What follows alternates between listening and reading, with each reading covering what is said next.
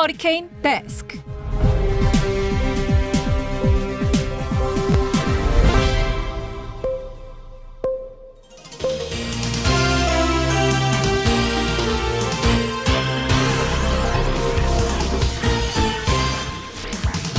먹고 살기 힘들어도 지나치면 안 되는 세상 소식 전해드립니다. 허리케인 데스크.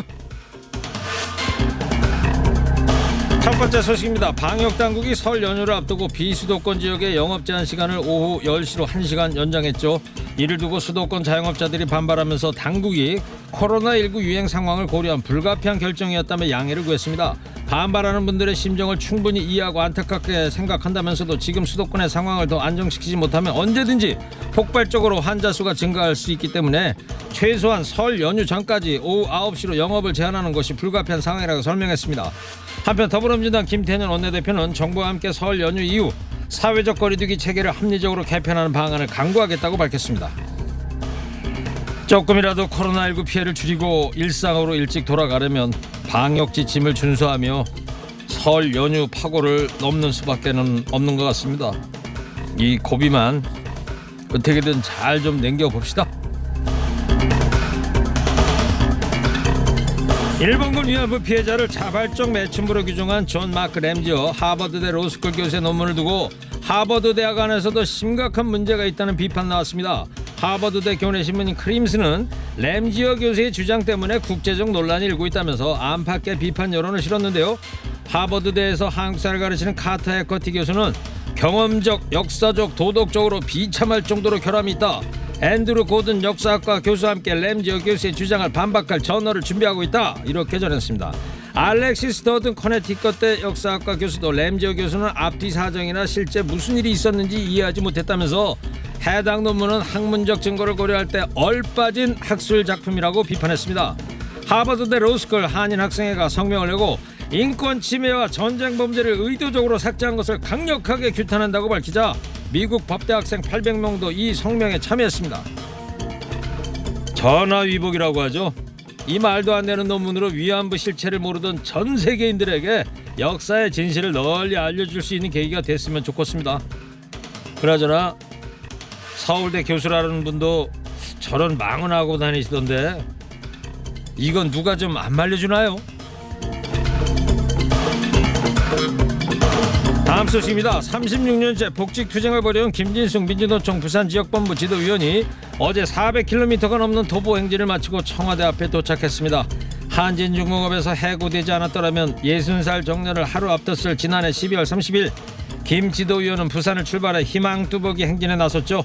단 하루라도 복직해 일한 뒤 회사를 걸어나오고 싶다는 바람 때문이었습니다. 1981년 첫 여성 용접공으로 입사한 김 지도위원은 1986년 노동조합의 어용성 등을 폭로하는 유인물을 배포했다가 대공분실에 끌려가 고문을 당했습니다. 회사는 무단결근 등을 이유로 해고했습니다. 김 지도위원은 1987년 회사를 상대로 부당해고라며 소송을 냈으나 법원은 기각했습니다. 2011년 한진중공업 정리해고에 반대 309일간 크레인 위에서 고공농성을 벌인 끝에 노사 합의를 이끌어냈으나 김 지도위원의 복직은 여전히 이루어지지 않았습니다. 그 후 김 지도위원은 2018년 암 진단을 받고 투병하고 있습니다. 단 하루라도 복직해서 일한 다음 걸어 나오고 싶다는 그의 바람, 비단 한 노동자의 회한에만 그칠 일은 아닙니다. 노동자의 권리 투쟁과 이를 억누른 국가 폭력 등 여전히 풀지 못한 굴곡진 현대사를 그대로 보여주고 있기 때문인데요. 그의 행진은 우리의 노동 존중이 과연 어디까지 왔는지 우리 사회의 현 주소를 묻고 있습니다. 10여 년 전부터 알츠하이머를 앓고 있는 배우 윤정희 씨가 남편인 피아니스트 백건우 씨와 딸로부터 방치된 채 홀로 투병 생활을 하고 있다. 지난 5일 청와대 국민청원에 올라온 글입니다. 청원인은 간병인도 없고 형제들이 통화를 하거나 방문을 하려면 미리 약속을 해야 한다면서 윤 씨가 감옥 같은 생활을 하고 있다고 주장했습니다. 그러자 백건우 씨는 즉각 입장문을 내고 근거 없는 거짓이라고 반박했습니다. 아내 윤 씨가 딸의 아파트 바로 옆집에서 백 씨 가족과 법원에서 지정한 간병인의 돌봄 아래 생활하고 있다는 겁니다. 백 씨 소속사에 따르면 백건우 씨와 윤 씨의 형제들은 그동안 법적 분쟁을 벌여왔다고요. 알츠하이머를 앓는 윤 씨를 대신해 경제 문제 등을 결정할 후견인을 누구로 할지를 놓고 다툼을 벌인 건데요. 파리 고등법원은 백 씨와 딸을 후견인으로 인정했습니다. 남의 가정사 확실히 알 수는 없지만요. 결국 다 돈 때문에 벌어진 일 아닌가 싶네요. 돈 때문에 식구들이 싸우는 걸 알면 얼마나 마음이 아플까요? 한국 영화 백년사에서 여우주연상을 29번 받았다는 한국 대표 여배우의 말년이 참 씁쓸합니다. 현대차그룹이 애플과의 자율주행차 개발에 대한 협의를 진행하고 있지 않다고 밝히면서 오늘 오전에 관련주들이 급락했습니다. 오전 10시 22분 현재 주식시장에서 현대차는 전 거래일보다 5.81% 떨어진 23만 5천 원에 거래됐습니다. 같은 시각 기아, 현대모비스, 현대위아, 현대글로비스 등도 약세를 나타냈습니다. 이에 따라 현재 이들 기업의 시총은 약 126조 6천억으로 하루 만에 12조 2천억 원 감소했습니다. 주식 격언해요. 공포에 사서 환희에 팔아라, 이런 말이 있답니다.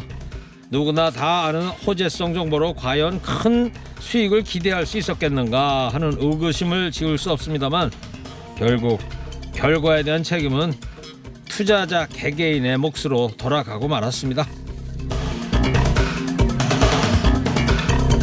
오늘 허리케인 데스크 여기까지 하겠습니다. 깨어있는 시민이 됩시다.